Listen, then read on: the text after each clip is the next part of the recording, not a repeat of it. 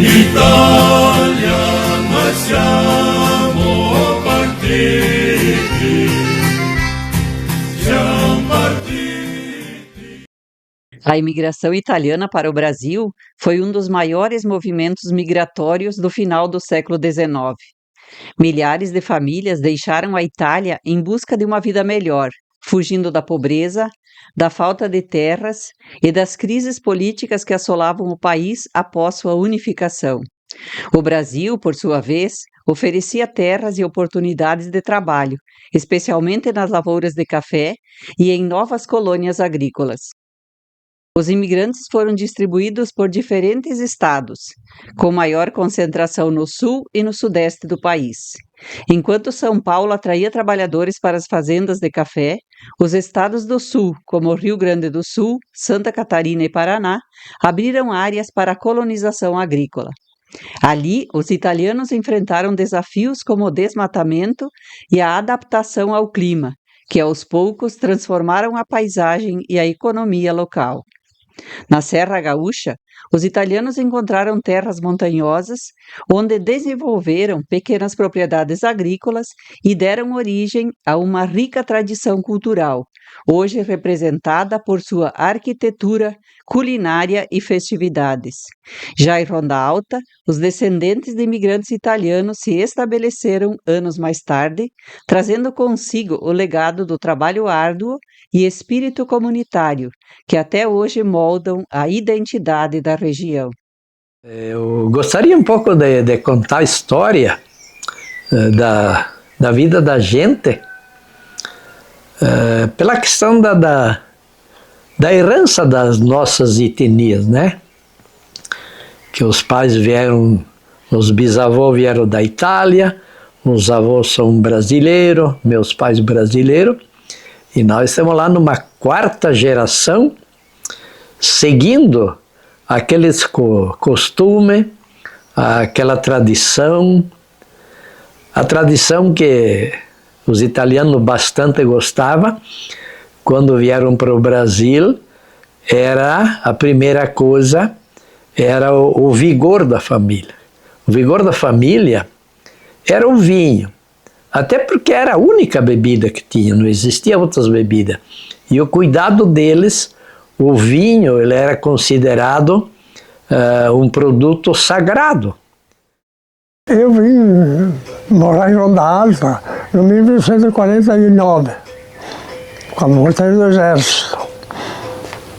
E depois fiquei 3 anos e pouco junto com meu irmão Pedro, pai da Iria. De lá foi mais 2 anos lá no São Paulo Binho, com outro irmão, com o Balduino. E de lá namorei namorada e casei. E vim morar aqui. Olha, eu no começo, na verdade, fui um irmão meu, o segundo dos irmãos da família, mas ele fazia de tudo. Fazia de tudo. E um dia eu disse para ele, digo, mas tu me faz 2 moldes para eu fazer balde de madeira e mastela, gamela de madeira. Aí ele pegou e me fez. Então aí, os 2, está com 80 e poucos anos. Eu tenho um molde para fazer o friso da pipa, que vem ser esse aqui. Esse friso. E depois é o fundo. E o fundo, ele é .90 para cortar ele. Até eu tenho ali o aparelho para fazer. Isso é para passar a .90, já doer, né? Para depois riscar o fundo e cortar com essa aqui. Tem que ser com essa, bem estreitinha, para cortar o fundo, porque ele tem molda pequena, né? E daí depois vai ajeitando ele para colocar, né? Naquela época, que nós tínhamos panela grande lá em São André. E o pai gostava de lidar com uva, mas nós vendíamos uva e fazia vinho de ano por ano. Aí ele começou Me dá um pouquinho para mim também. E só um pouco, não muito. Vinho tinto, da uva Isabel. Bota uva. Naquela época que dava. E depois de lá para cá, sempre continuamos nós lá. Nós moíamos uva com os pés. Né? Nós tínhamos uma caixa feita de propósito, com tudo a ripa. Né? Botava 2, 3 cestas de uva dentro e depois em 2, com mastelão embaixo do valdrame do porão, que nem ali, né? Com os pregões ficados no valdrame para se segurar. E dele, pisotear a uva. Nós moía toda ela com os pés. E depois fazia a fervura, botava na pipa, fazia a fervura. De lá 3, 4 dias nós travasava ele e fomos indo assim. Eu aprendi assim, só que modificou muito. Agora eu estou achando melhor. Já acabou aquele negócio de pisar uva, é só com máquina inox até. Contar um pouco a história como era antigamente. Na verdade, isso aqui é já de uma segunda geração, quando veio mais modernidade. De primeiro ela era um pouco maior, que eles botavam em cima dos mastel e entrava dentro e esmagava com os pés. Mas alguém foi buscando astúcia no passar do tempo e aí inventaram de fazer lederolo para a uva entrar aqui e daí vai tocando assim e botando uva, moendo em cima do mastel para poder fermentar e fazer o vinho. Então é uma coisa bem interessante, né? Para fortalecer, então, os dois toca que ele pega a uva e joga para o meio e ia trabalhando para moer a uva. Era o jeito que tinha na época. Hoje é tudo mais moderno, hoje é tudo elétrico, é economia de energia, né? Até porque, imagina, tu esmagar com os pés 2, 3, 4, 5 mil quilos de uva hoje com isso aqui, era um pouco complicado, mas era o que você fazia. Se não vencia hoje, fazia amanhã. Se não era amanhã, era depois de manhã. Era um pouco por dia a gente poder trabalhar e colher toda a uva e armazenar ela. Era importante, mas foi a vida dos passados. Entre essas riquezas culturais, destacam-se os cestos de vime, feitos artesanalmente por famílias que mantêm a técnica ancestral trazida da Itália. Com paciência e habilidade, transformam simples galhos em verdadeiras obras de arte, perpetuando um ofício que atravessa os séculos. Meu nome é Joseli Zafari, sou natural aqui da linha Vitória, Ronda Alta, com 63 anos. Somos uma família de 17 irmãos, meu pai vem lá de Monte Belo, sou produtor rural e nas horas de folga, meu entretenimento é lidar com as vimes, com as cestas. Esse aqui é o pé de vime, que deu para ver lá os cestos que eu faço. E tem muita utilidade isso aqui, para tapareira, até costurar saco. Quando você levava produto no comércio para vender, não tinha barbante para costurar o saco. Aí levava a vime, que era o que usavam na época. Primeiro a gente vai lá no pé, corta ela, traz, deixa na sombra ali uns 4 ou 5 dias para ela murchar, porque senão ela é muito dura, tu não consegue torcer. Aí ela fica bem macia. Olha aqui, ó. E assim a gente vai indo. Quando arremata essa parte aqui, daí já vem a parte do cabo. Nós podemos mostrar daqui a pouco. Estou sozinho na região e ninguém quer aprender.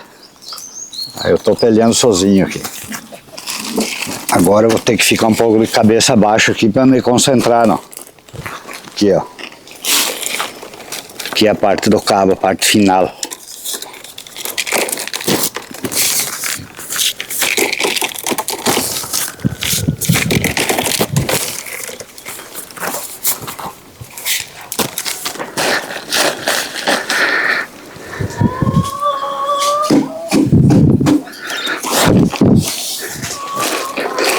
Tá, o cabo já está pronto. Agora falta o arremate aqui, ó.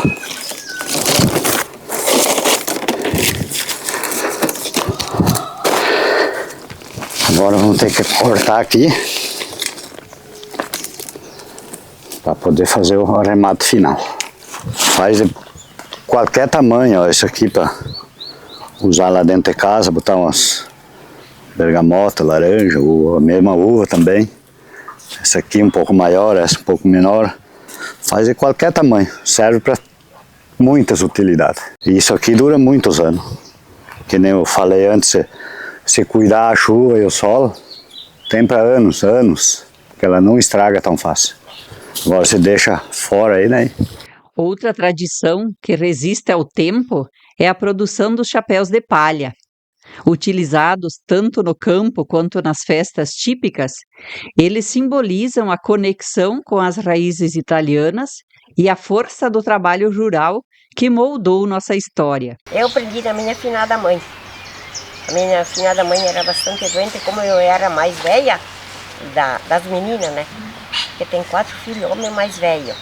Então, ela dizia, tinha que ficar um junto, ela dizia, filha, eu vou te ensinar a trançar. Só que eu comecei a trançar muito nova, mas um dia ela me disse, mas tem que também aprender um pouco a ajudar, arrumar umas roupas dos irmãos, né?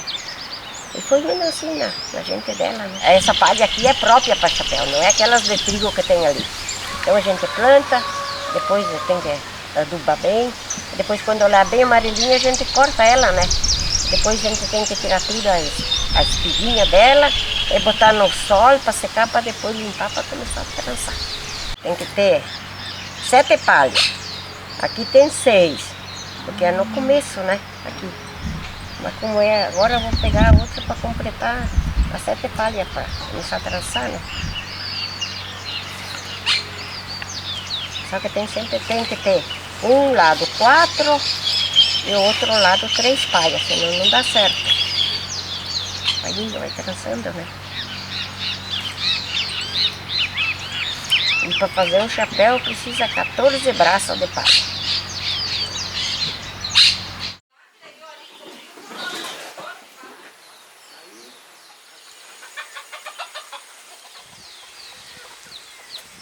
Meu nome é Solange Terezinha Sartori, sou casada com o Ari Sartori. Nasci, me criei aqui na comunidade da linha Bela Vista São Pedro, até hoje resido na mesma comunidade. Veio de casa o ensinamento que foi a mãe que ensinou a gente fazer o pão sempre com fermento de litro, que a gente não ocupa aquele fermento que é químico. É sempre feito com, esse fermento é feito com água, batatinha, sal e açúcar.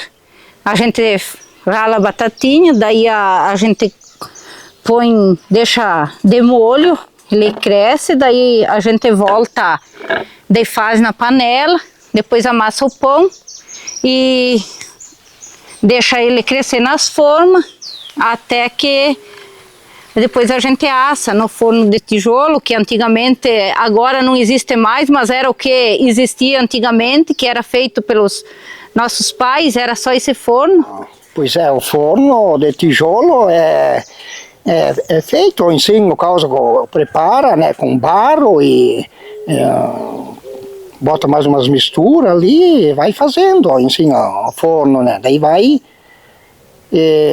depois que está feito, pronto, pega e faz um fogo para cozinhar o tijolo, né?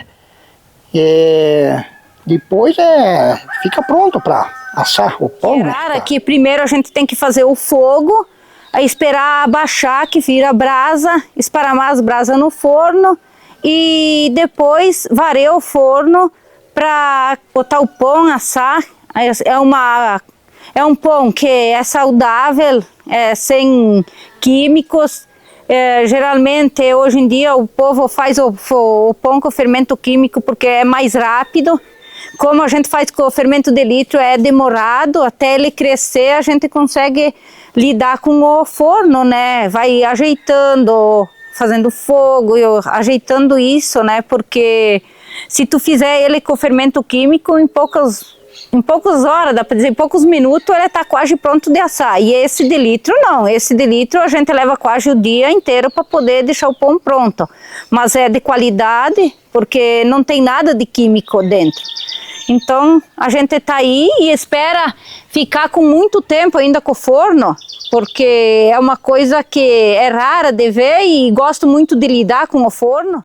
A culinária italiana, tão rica em tradição, encontrou em Ronda Alta um solo fértil para florescer, adaptada às particularidades locais e fortalecida pelo trabalho da agricultura familiar.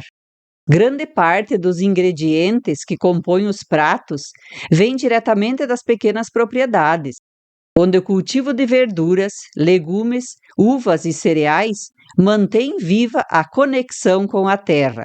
Boa tarde, eu sou extensionista rural social da Emater Ascar de Ronda Alta e nós estamos aqui na comunidade da linha divisória, né, no 15º concurso municipal de vinhos coloniais e o 12º jantar do vinho, que surgiu em virtude do concurso do incentivo aos produtores na atividade da vitivinicultura. E nós estamos então já com alguns pratos em andamento, outros já prontos, e aqui nós temos então o radicchio cotti, que a gente resgatou e procura manter no cardápio os pratos que são e foram trazidos pela cultura italiana. Então o radicchio cotti, muito consumido, muito usado na alimentação de todas as famílias de origem italiana. Ele combina muito bem com a polenta, então que é uma radicha, que a gente conhece, cozida, preparada com antecedência, cozida na água, espremida e temperada, que vai então o acompanhamento para uma bela polenta. Também nós temos aqui já em andamento os tortéis, que é a massa, sempre muito presente na culinária italiana. Então nós temos os tortéis, que nós já preparamos ele com antecedência e hoje ele está aqui pronto para ser então cozidos, vão ser cozidos na água e temperados então com o molho, com o sugo que a gente chama, Então um molho saboroso, gostoso, que será então temperado o tortei. O tortei, ele leva como base massa, uma massa italiana, recheado com moranga e depois de cozido, então temperado com um molho chamado sugo. Então esses são os dois pratos que nós estamos aqui já com eles em andamento, que farão parte do cardápio, do buffet de hoje à noite. Então, esse é o costume dos italianos, que a gente faz a polenta nas panelas de ferro. E é o nosso costume, aqui na comunidade. E depois de cozida, depois no outro dia a gente já sapeca na chapa. Fica uma delícia.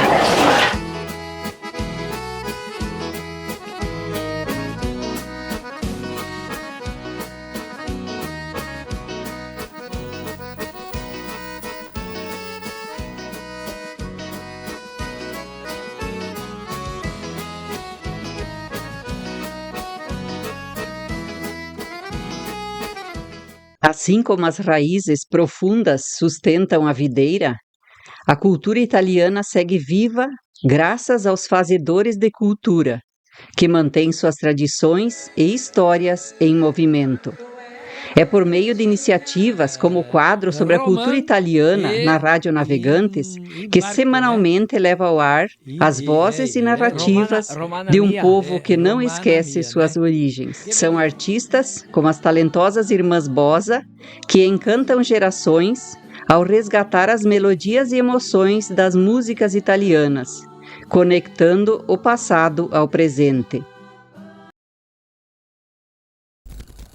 A Associação Cultural de Ronda Alta, ACRA, tem por objetivo unir o passado e o presente, preservando as tradições e construindo nossa história.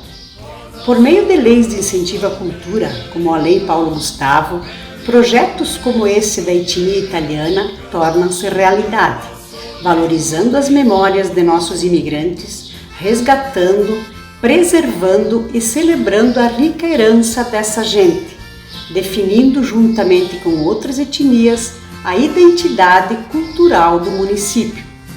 Com este documentário Vita Nostra, buscamos registrar e demonstrar com entrevistas, costumes e tradições as histórias destas famílias, como eram ontem, como é hoje e como será amanhã e sempre. Grazie, salute a tutti!